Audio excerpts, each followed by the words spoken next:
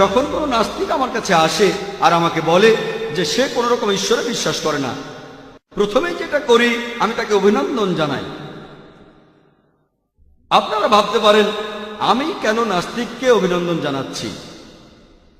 আমি যে কারণে নাস্তিককে অভিনন্দন জানাচ্ছি সেটা হলো সে চিন্তা করে বেশিরভাগ মানুষই অন্ধভাবে বিশ্বাস করে।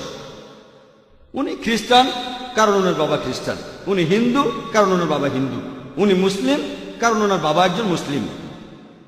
এই নাস্তিক সে চিন্তা করেছে অবশ্যই তার একটা ধর্মীয় পরিচয় আছে, কিন্তু সে তা মানে না যে ঈশ্বরকে তার বাবা মা উপাসনা করে সে তেমন ঈশ্বরকে মানে না। ঈশ্বরের অস্তিত্বকে সে অস্বীকার করে। আমি যে কারণে তাকে অভিনন্দন জানাচ্ছি সেটা হলো সে অলরেডি ইসলামিক শাহাদার প্রথম অংশটা বলে ফেলেছে। ইসলামিক ধর্মবিশ্বাসের প্রথম কথার প্রথম অংশটা সে বলে ফেলেছে, লা ইলাহা, কোনো উপাস্য নেই।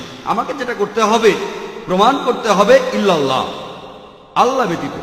সেটা আমি করবো ইনশাআল্লাহ। এখানে আমার কাজের অর্ধেকটা হয়ে গেছে।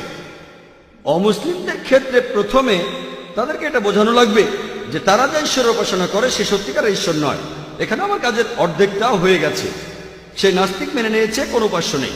তাহলে এখন আমাকে যেটা করতে হবে আমাকে আল্লাহ তাআলার অস্তিত্ব প্রমাণ করতে হবে, তাহলে হয়ে যাবে। সেটা আমি করব ইনশাআল্লাহ। বেশিরভাগ নাস্তিক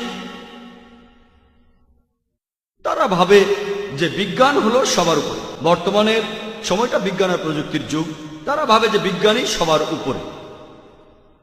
আপনি যদি কোনো নাস্তিককে প্রশ্ন করেন যে ধরেন কোন একটা যন্ত্র, ধরেন একটা মেশিন যেটা পৃথিবীর কোনো মানুষই আগে দেখেনি, যেটার কথা কেউ শোনেওনি, তারপর সেই মেশিনটা যদি সেই নাস্তিকের সামনে আনা হয় এবং তাকে প্রশ্ন করা হয় যে প্রথমে কোন মানুষটা আপনাকে ঠিকভাবে বলতে পারবে এই যন্ত্রটা কিভাবে কাজ করে, এই মেশিনটা কিভাবে কাজ করে,